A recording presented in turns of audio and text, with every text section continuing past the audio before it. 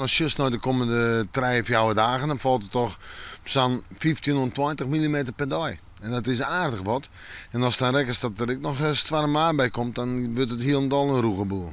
Er zijn minstens in de kustgebieden mogelijk van 124 km per uur. Dat is in Kreftolve. Dat is geen gemiddelde Kreftolve, maar wel uitzitters in Kreftolve om even door te gaan wat het dan bad.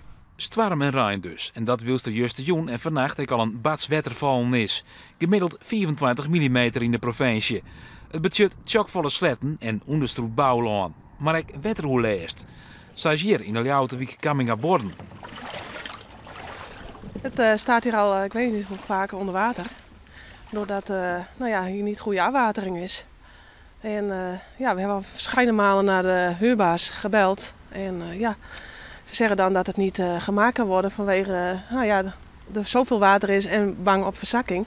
Maar wij blijven maar met de voeten in het water staan. Dus we hebben vanmorgen weer gebeld. Trots de zwieren buien is het wetterpeil in de Frieske boezem al maar 8 centimeter omheen gekomen. Maar de stwarm in het vooruitzicht neemt het wetterskip geen risico's. Zo zal onder oren het woudengemaal op een lemmer in bedrijf gesteld worden. We hebben oude ondertijd natuurlijk sowieso zoveel water en dat laan helemaal verzadigd is. Dus alles wat nog valt aan Rijn gaat direct richting de sletten, het gemaal en vervolgens ook richting de boezem. Het houdt in dat het Hooglandgemaal inmiddels draait. En dat we zeker bezig zijn om het Woudengemaal op te starten, zodat die joen ik ontpompen kan.